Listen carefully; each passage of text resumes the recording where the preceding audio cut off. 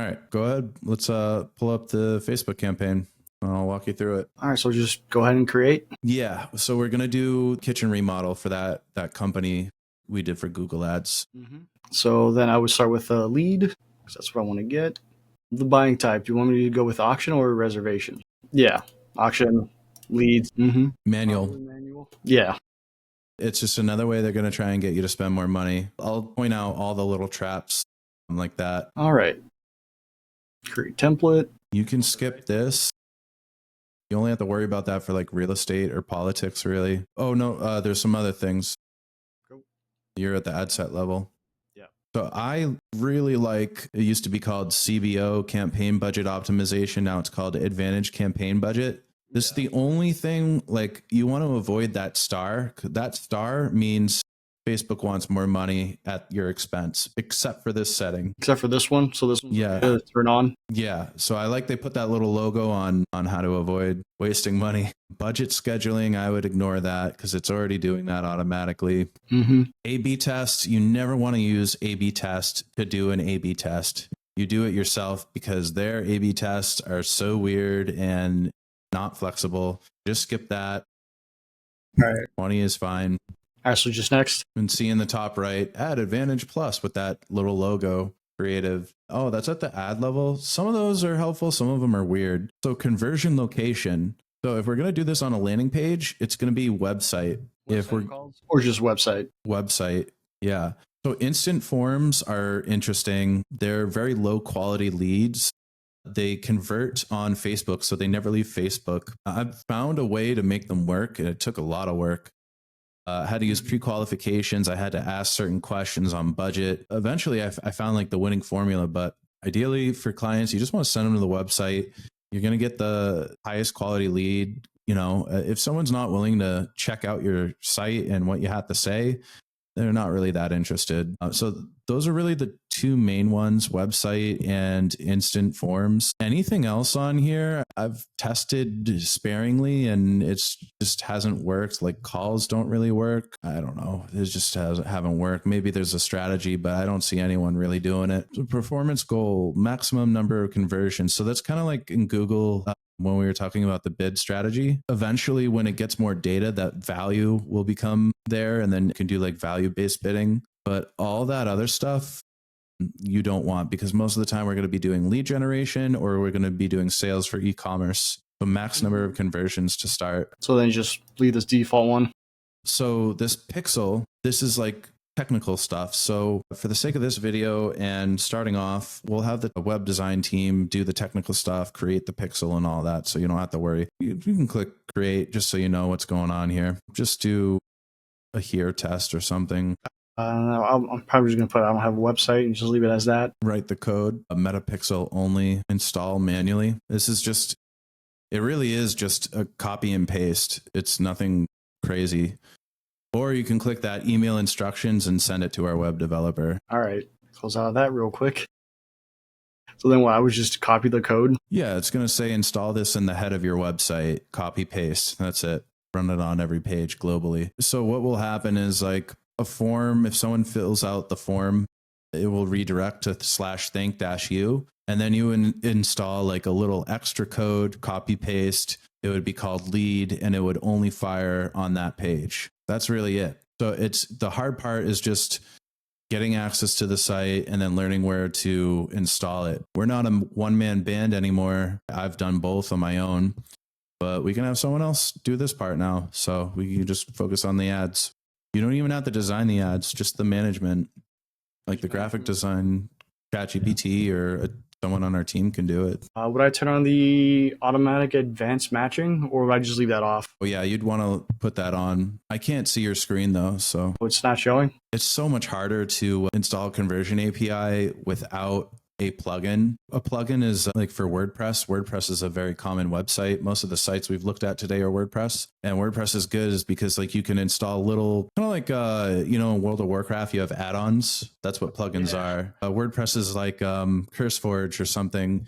And you just install all these add-ons to add extra functionality to your site without having to hard code it. It makes life really easy. Some of them slow down your site. You got to be careful. Our web team looks at that, but they also use plugins. And There's plugins to install, like conversion API is just like the pixel, it's the tracking code. The pixel's the tracking code, and conversion API is like a tracking code on steroids. All it does is it tracks people who are using ad blockers. I'm not going to go into the technology, but it gets like 10, 15% extra people tracked and tracks extra conversions. So your campaigns automatically perform better. That's the key part. Your campaigns automatically perform better using conversion API versus the regular tracking. And your campaigns aren't going to perform at all if you have no tracking. You're not going to generate. I mean, you might generate some leads, but it's like Facebook's going to be blind in the dark if you don't set this up, because the algorithm just won't work. Trying to find your leads specific to who wants to work with you. So this is the way you send that data to them. Gotcha. All right. So you just want me to close this box then? All right. Websites, calls, and then the new attribution settings for video ads. I would just skip all this, or engage view for video. I guess that's new. Yeah. What does that say if you click on none? None? It just says 1 day. That's weird. If it's recommended, it wouldn't do that by default. Yeah, just put 1 day on. You want to just put these at the max that you can so that the data improves your campaign. Right. All right. Well, it looks like they're already set to the max. Click through 7 days. Videos 1 day, and the view through is also just 1 day max. So this dynamic creative, this one's really interesting. It's gone through a lot of changes, and it can create a lot of headaches, but it can also save you a lot of time. A regular ad now is kind of like a dynamic creative. You know, remember in Google, there was like 15 headlines and 4 descriptions, but I said it would only run 3 headlines and 2 descriptions. Yeah. That's what dynamic means. It's going to take 5 different versions. It's going to cycle through all the variations, all your images, all your headlines, all your descriptions, all your top copy, and find the best combination and run that. They've made it weird. So like, it's hard to view the data on what's working or what's not. Like they kind of, these ad platforms, they keep you in the dark a lot to try and get you to be broader and spend more, or they just don't know how to report. I don't know why they hide data, but it hides data when you use dynamic creative. I would say nowadays, just never use it unless you only were making 1 ad and you had 5 images. No, even then I still wouldn't use it. I would just not use it. Because yeah, back in the day I would use it a lot, because you'll see on the next ad level what I'm talking about. Start date is good. If I was being super anal, I would start everything at like midnight, because you can have a couple ads and you can publish them all at once, but one might get approved by their system earlier than the other one. If you just want everything to be even and have a fair chance at the data, you just start it all at midnight, but screw it and start as soon as you're ready and get it going. Or scheduling can be good, but budget scheduling, that's just really advanced stuff. Remember at the beginning, we did campaign budget, advantage campaign, whatever they changed it to. Yeah. So these ad sets are kind of like ad groups in Google, and you can control how much money your campaign spends on each one of them. So let's say you had kitchens and bathrooms and, you know, all your different services, and you wanted an even amount of money spent. You can control it with a daily minimum or a daily maximum, like spend this, at least this much, but don't spend more than that. And what I do, if I'm just doing one service, I'll try and get new people and target new people on social media. And then I'll also retarget anyone who's been to the website. So if they've viewed the website, they're going to get those ads. Retargeting Google traffic is a great strategy for lead generation. Anyone who came from Google who was shopping around or got distracted, your retargeting ads, you're going to spend, if you're spending $50 in Google, I like to spend 10%.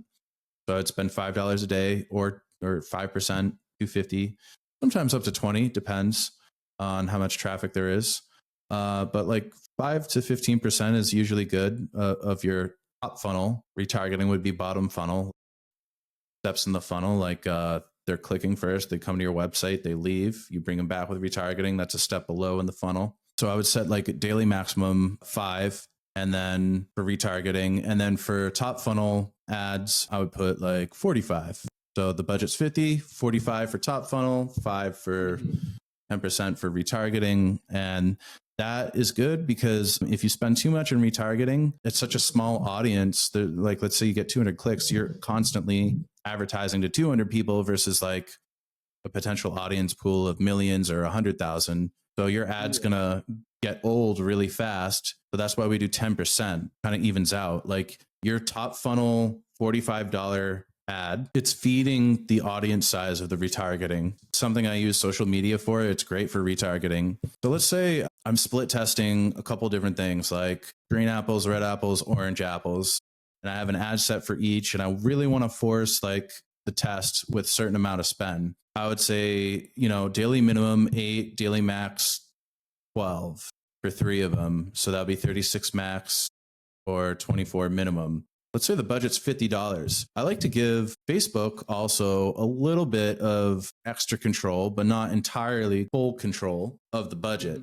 Because I find if you force it to spend too evenly in some areas, it's going to show the ad to people who aren't the best fit. But if you show it too little, you're not giving Facebook enough opportunities to learn who the ad might work with. Give it minimums to figure that out. And over time, if it wants to spend a little more on the best one, I can do that. So it's kind of like a balancing act that I do to arrive at the conclusion better, but also get clients results in the short term with that extra budget that Facebook puts, like it decides who. Sometimes like one audience might be better than another, or one test, like one ad set might be better than another. Like maybe for some weird reason, the bathroom remodel audience on Tuesdays works way better than kitchen remodels on Tuesdays, but every other day of the week, kitchen remodel works better. Well, that extra budget now, we've given Facebook the flexibility to spend more on the days that work better, but then still spend, on the other day.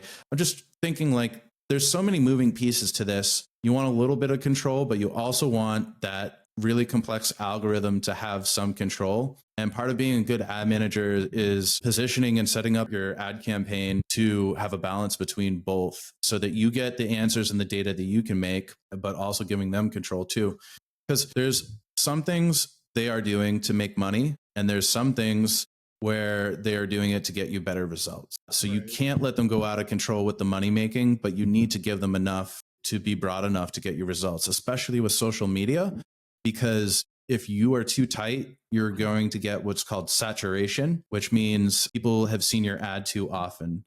So another thing you need to balance too is you want to get the largest audience size possible without it being too broad where that it's getting bad results. Once it gets enough conversions and you're trying to bid for conversions, in 2024, you couldn't do this when I started like 7 years ago. But nowadays, you could do no audience targeting at all. That's the next section we're going to get into, and it would work great. You're going to see in the audience controls, I don't know if you messed around with it yet, but you can target people with interested in kitchens, interested in bathrooms, interested in this band or this page or whatever. There's like a billion things in there. You can just scrap it all and just say, hey, target whoever is likely to convert on my page with no targeting at all. And that'll work better than anything manually you put in. But if you do it right from the start, just like if you do all the broad match keywords in Google from the start, it's going to give you a bunch of junk because it has no parameters set. So I'm going to get into that a little bit, the audience stuff we can move on to.